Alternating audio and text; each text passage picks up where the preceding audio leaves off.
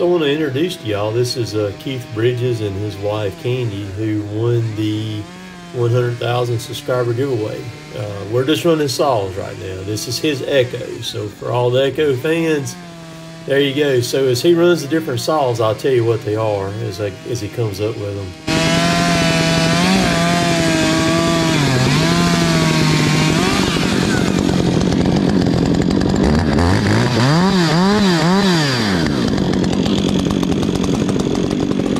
So this is my 562 with a 24-inch bar on it.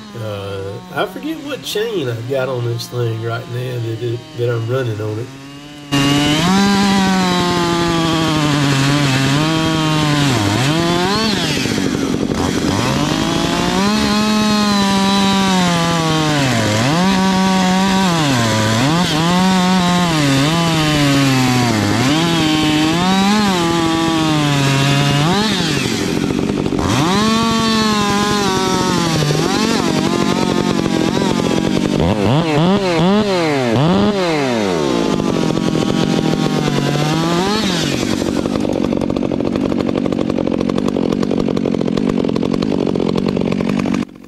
This is my 362. I'm running a 20-inch bar on it, and this saw right here is a Demon with a 20-inch bar on it. The 60cc saws do really good with a 20. So listen to this thing run.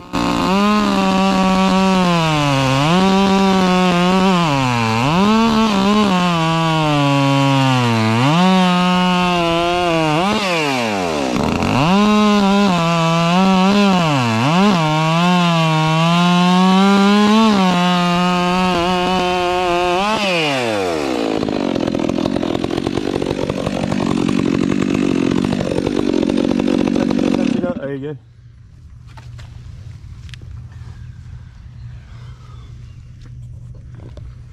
What differences did you see about those? I don't know, you tell me. Well, of course now the steel is running a shorter bar. Yeah. So it's running a 20-inch compared to the two 24s right there on the Echo and on the 562 right there. well, I guess it's just because the Echo's familiar to me. I've been running it for a while, so I mean, right. It didn't feel like it was way out of the league with the other. No, it's running. It is running. It is definitely running. And I could actually, looking at your chain there last night, I could work on your chain just a little bit and true some of these teeth up on it right there just a little bit, and it would cut even a little bit more so than what it's doing right now and everything. It's a little bit of tuning on it.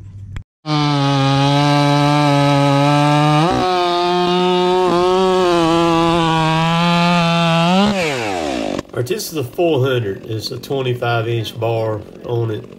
ES Light. It's got the 33 RS chain, RS 33 steel chain on it. That's what it's got on it. This saw right here is my new favorite saw. This saw is very impressive what it'll do. Listen to it run here.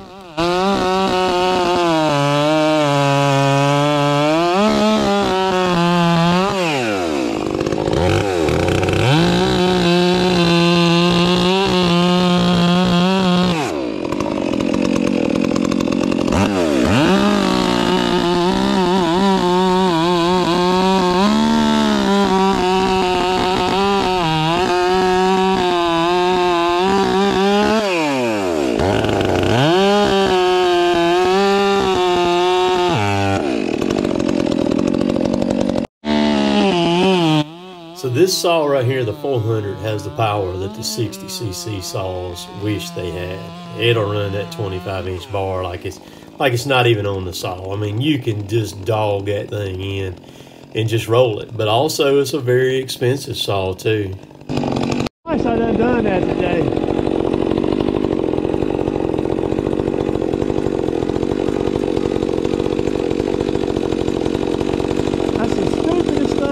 Put on a vehicle is that right there. All right.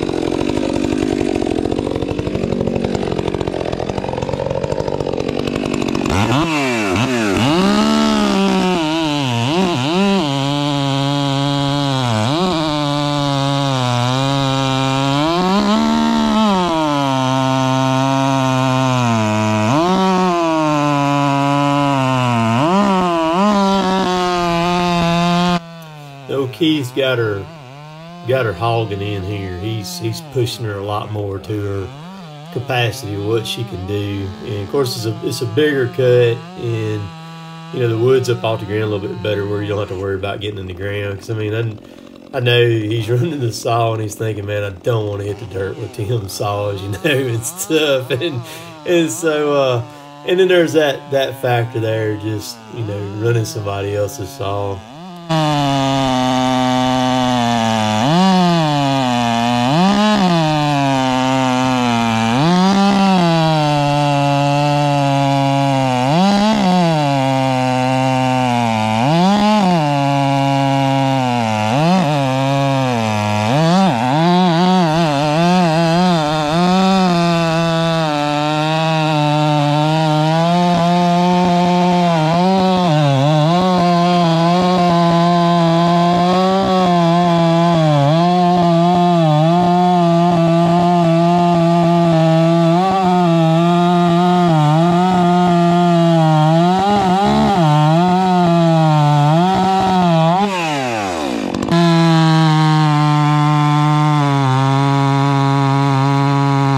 So any of y'all aspiring to want to run a chainsaw and in a way that, you know, get the max out of it, listen to the sound of this thing right here. That's the sound that you want.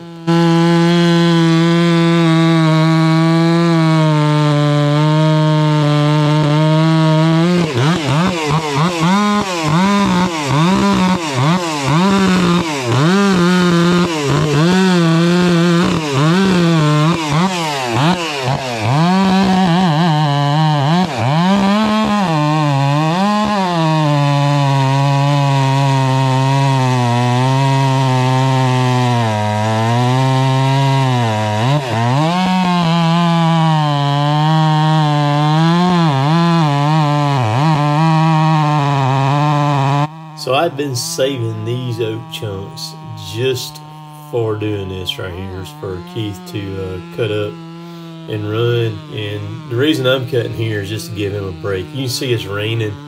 It's extremely, extremely humid, man. You can get somebody too hot too quick. So I grabbed a saw to make some cuts, because we cut like 60 some odd rounds off that day right there.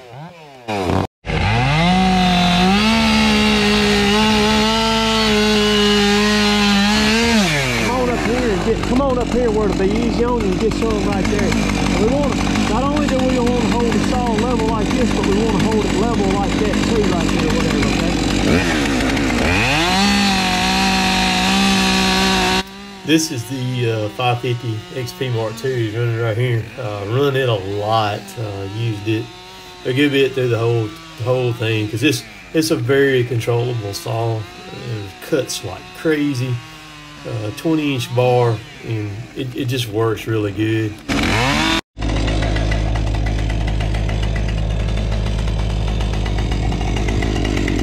Get in line with your eyes on that, just like a gun, remember? If your angle's good, there you go.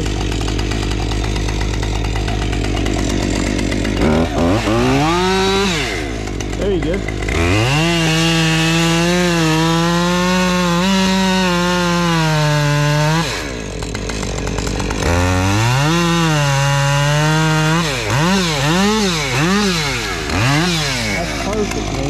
Perfect. Now you can just line your cuts up. Remember when you rotate that saw, not to get into your hinge over there with the dog right there or whatever.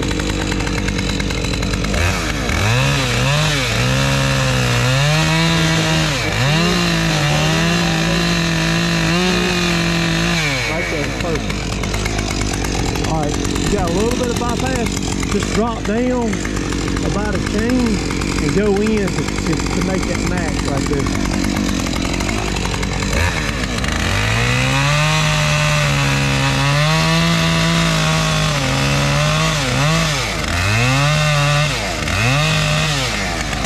Beautiful, beautiful, very nice. Now, like I said, if you want to check your aim, you can walk out there and see where it's aimed at.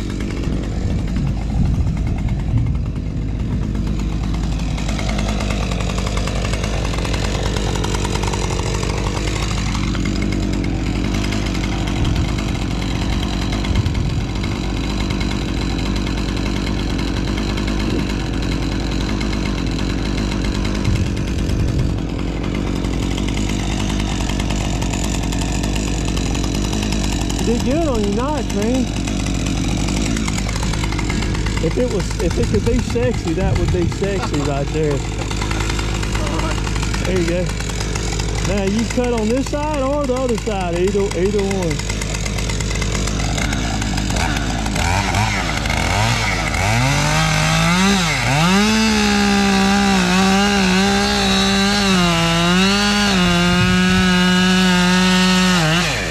Beautiful. Look at that. All you gotta do is just come up to it.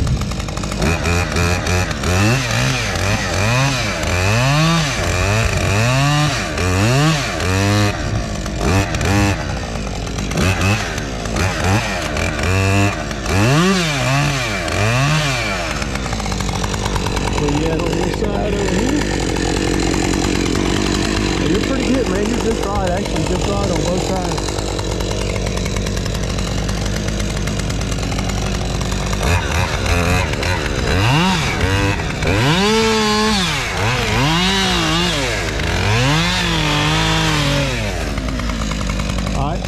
Look, one thing that'll help you on that right there, that'll help you right there,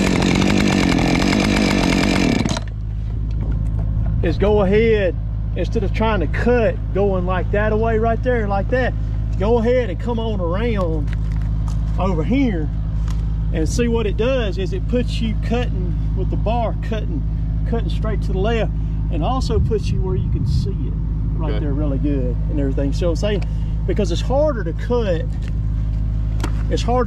cutting that away.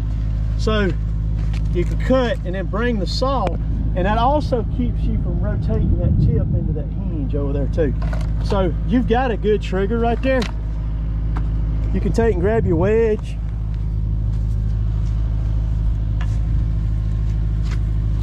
And give you a little bit of, put it in about right in there where you got, there you go. That's good, that's good. Now I want you to cut your, if you were really cutting a real tree, you can go ahead and hammer it harder. But like right here, sometimes it'll go ahead and snap that trigger. But I want you to cut that trigger and see it lift or whatever.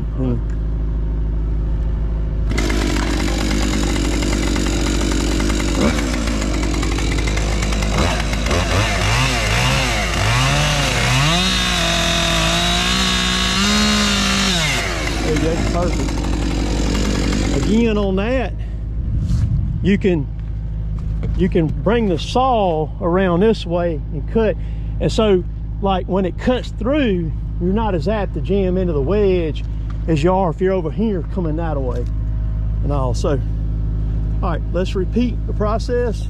So this is a very normal situation that a lot of people find themselves in right there, and getting this tree down right here, how to work it down if you don't have a machine or anything like that. Of course, get it figured out there. Yeah, I'm listening and working at the same time. Hang on, let me put it back right there and push it back like that, and put it over there. And you can get this down without having a machine if you work it right. So the same hinge, notch and hinge works on this right here as it does on a standing tree. But you're gonna put the notch on the top. The notch on the top, okay. Yeah, the notch on the top. And all you're gonna do, you're just gonna catch it right in here. You don't wanna get way up here or anything, get above you or anything. Right. But you just go right in here. Come in, you can bore into it and cut the back, or you can just cut up toward the hinge, and it'll kind of gradually, once you get the hinge to where it is and it starts moving, you just back out and it'll just ease itself on down. Is what it'll do. So I'll work this one down here when you see it, how I do it there. And you can also, as you're cutting, when it's working down, you can cut your notch over here and you can cut it over there depending on what you want the tree to do. Yeah. So if you needed to walk this way or you needed to walk that way, you can make it go that way, not straight into the tree too. So you got options right there. How you turn this helmet on? Let's see here. I've got it on already. Yeah, let's see. You must not have yours on. Let's see. It could, yeah, it's on now. Yeah. All right.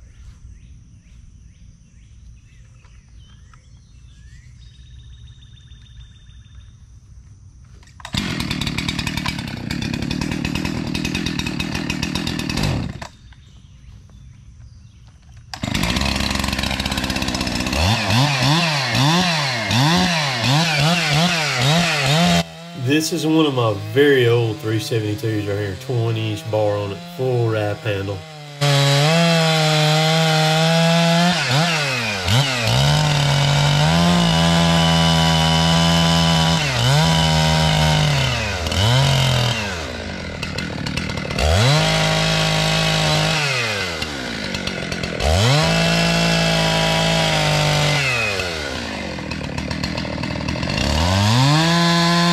Now, one thing that you need to do right here, you need to come up square to make that hinge, just like you're going to make a real hinge. You don't want to be one side or the other when you come up to it now.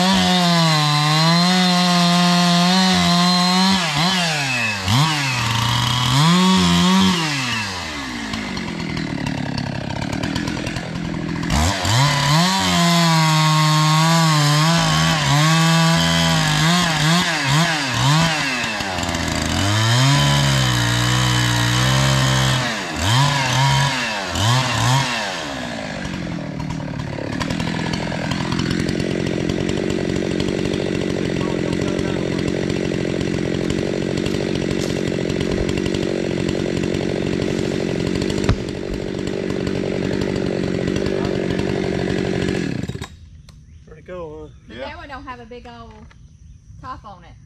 Well, I'm sure that's it's true. harder, isn't it? No, it works the same way. Does it work the same? Okay. Yeah, it works the same way. Yeah, it works exactly the same way. But you see how you just stepped it down.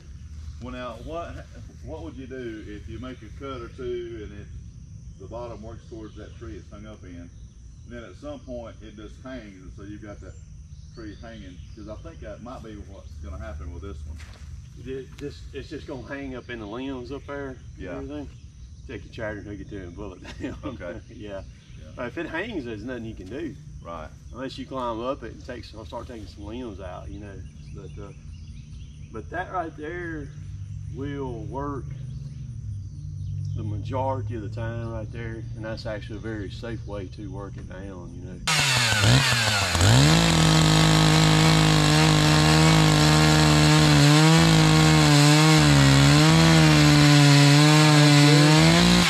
That's plenty.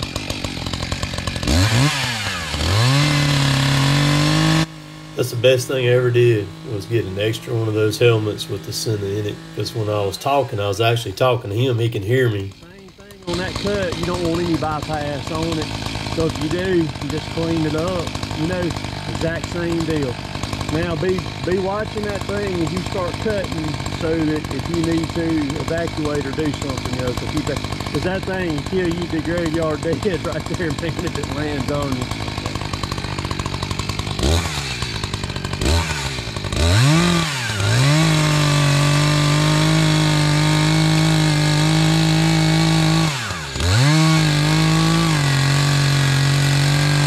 All right, that's good. How's it? It look pretty tight now. Now I would recommend setting the saw down over there, out of the way. There you go. Now just get one-sided of it and give it a little shove. Easy. There you go. You see how thin you cut that hinge, and that's what you want right there on that. That's perfect. A lot of times if they just pop up like that right there, that's what they'll do when you bump them and they hit. They're going to do them one side or the other. If they're up in a crotch like that over there, then you just pull them. And you just got to keep working to it like that when they're there. So this is carving the chairs. I'm running my old 372, and Keith's gonna run his Echo, and he's just gonna mimic what I do. I'm not gonna show this whole thing, but another thing to note too, this saw here that I'm running a test gas in it, and I've actually been running the test gas in other saws now too. And I've got a little bit of premix left, not much, but I'm about to go full bore with this test gas once I run it some more and get some more time on it, and I'll let the cat out of the bag about what it is and what I'm using here.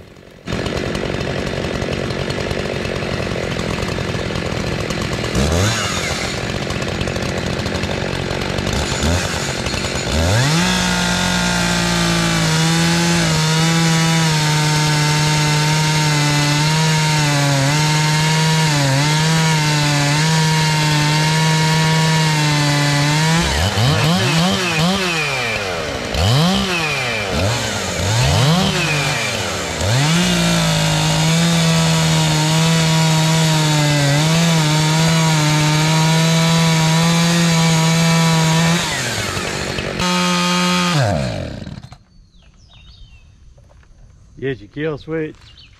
Yeah.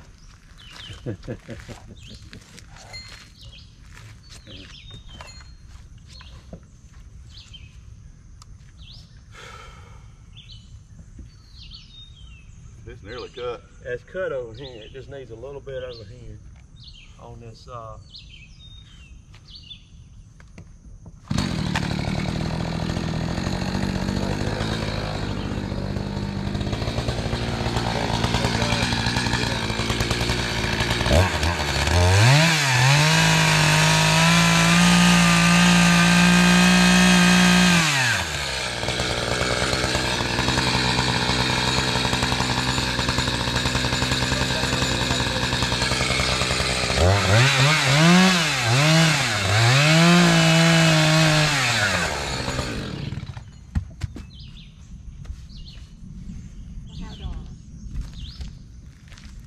chairs for the grandkids now. There you go. If y'all ever have any. So here's the two folks. It's Keith Bridges and Candy Bridges. They're from over in North Carolina, and Jill's standing over there. They're in there. They just picked up some shirts and stuff to go, and then I gave them some stuff too. And so this weekend here has been jam-packed. I told Jill on the way home, I said I'm actually tired this afternoon, you know. Well, that's good to hear. And you wore them out. yeah, and so I think I had it set up, and I knew they were going to travel a good little ways, and so I told Keith that it didn't matter if they came on Thursday. You know, I understood that was no problem. I'd take care of the hotel, because the deal was that I wanted to do it for $100,000, and that all somebody had to do, whoever won it, was just get here. As long as they could get here and get back home, I was going to cover everything else. And I think it's you know, it's kind of, it puts a different twist on things, and for me it's important mixing and mingling with fans and things like that. And then I think the original plan was possibly Keith bringing one of his friends with him, a bud with him, you know, and it kind of being a guy weekend. And then Candy ended up coming, and so I'm not sure where this will be in the line of videos because I got a lot of footage filmed. But so when that took place, then I knew she was coming, and it doesn't matter who it is or whatever. I want to make sure that the other person is included too. You know, that's very important to me, for them to feel welcome and to be able to enjoy and have fun, and not just be a rider to come and do all that. So I'd asked Keith what he wanted to do, and he said he wanted to mess with saws, you know. And so I said, well, I'll just put you through basically a saw class. And we did that. So they come in for Thursday night, Thursday afternoon. Yeah. And I had y'all come here. You know, I got here about 2:30 or so, 2:30, 3:30, something like that. Was here for a while. I'll just do a rundown. I'm going to let y'all talk a little bit. We went to Zachary's restaurant on Thursday night, ate there. And I wanted everything, the restaurants we went to, all local eateries. And my final, kind of the climax of it, was to eat at Huck's tonight. So we did. But so Delicious. Zachary's Thursday night, and then Friday at lunch, we went to Little Dewey's, a barbecue place here in East Columbus. And then Friday night, we went to Umi's, which is a Japanese place, you know, hibachi type of thing. We went there. And then today, lunch, we went to Pepper's Deli, kind of like a McAllister's. It's a local place, similar to that, or Nuke's. Those of y'all who know what Nuke's is, we did that. And then tonight, we ended up at Huck's and had a great meal. So Jill told me last night, she was with us last night, and she told me, she said you picked some good ones. And she said you picked some good ones. And tonight she said I wish that we didn't live so far apart, because she said I feel like you've gotten a connection with them. So distant friends, that's right.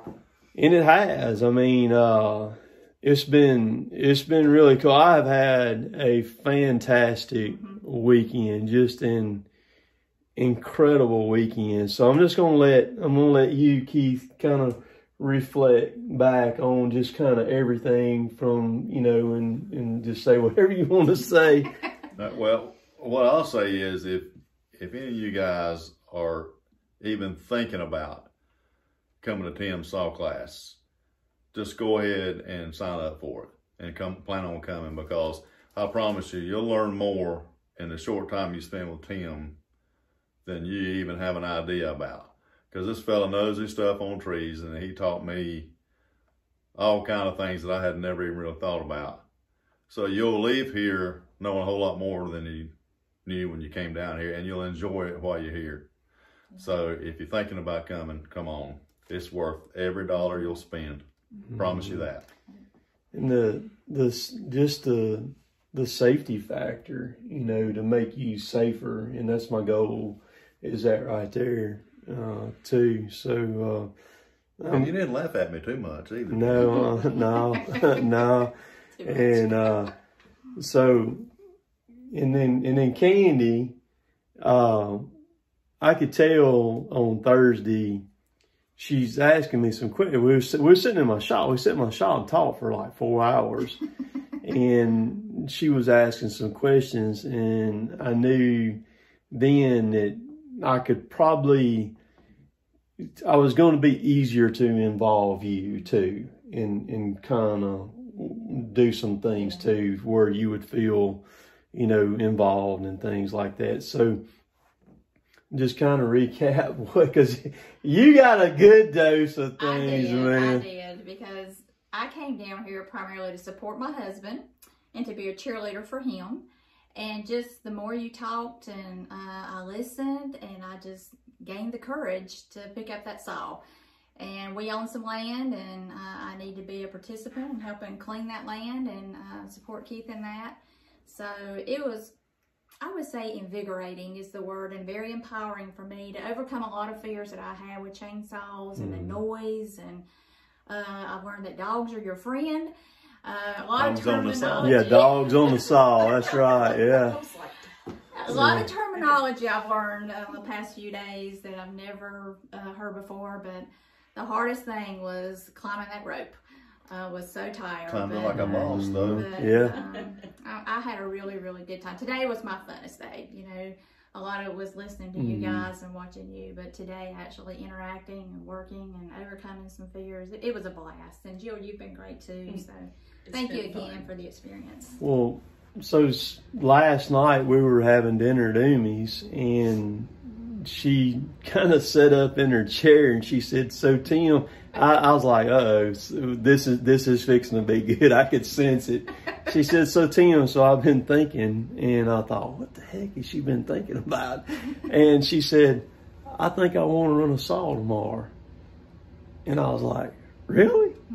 I was like, "Oh, heck yeah." So we, like I said, I don't know when y'all will see that in the line of videos, but I get really excited. I mean, I love to see somebody learn. I love to teach. I love to see somebody who wants to learn and soaks it up, and they listen, and it just charges my battery beyond charge, you know, to do that. And so she ran saws, and Keith was talking about the other day about, you know, possibly, you know, playing on a rope or something.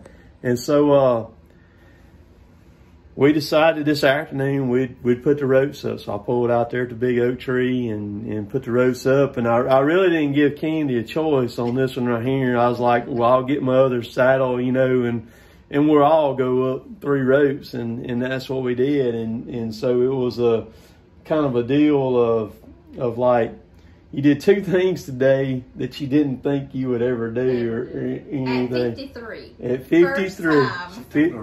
Yeah, 53. Yeah, and so that was, I had a lot of fun in the tree today. That was a good time for me and all that. But I appreciate y'all making the trip down here. A long way for y'all to drive from North Carolina to come here. And so we're kind of wrapping things up. They're going to pick up his saw, and we carved the chair today, and he's going to pick it up, and then they're going to leave early in the morning, start making their way back. And you know, and I'd like to do, you know, some more of this stuff. And it was a good weekend for it. It's been so wet here, I really couldn't do anything else. And Keith even actually got to cut trees down today too. We went over and felled some trees. If you follow me on Instagram at Cotton Top 3, you can see some of that too. They went where I wanted them. And they went where you wanted them to. And I have the utmost confidence in you that you can cut anything around your place that you need to cut, you know, and everything like that. So, and I don't know if y'all noticed, old Keith, he's gonna be my new favorite bodyguard right here and everything. I mean, he ain't nothing to mess with. He's strong. He's strong. He's a big old boy. He ate well or whatever. And it ain't fat either, man. It ain't fat. But so I'm gonna let y'all in the video. You probably have listen. I do know She knows. Oh, she does. She knows what to say. Well, you know, I have different classes of taters. You know, I got good taters, bad taters. I got sweet taters. Yeah, I got couch taters. I got rotten taters. I got a bunch of different taters. So you kind of got to notch up. So if you know what I say, but I'm going to let them do the later taters at the end, and we're going to do it on 3 or whatever. And I don't want, from either one of you, I don't want a dud. We gotta get a little enthusiasm. A little enthusiasm, a little gut going on here and everything. So, again, I appreciate y'all taking the time to come down here and hang out with me. So much fun. Yeah. Hey, all right, we're going to do later taters on 3. Ready? 1, 2, 3. Later taters. There we go.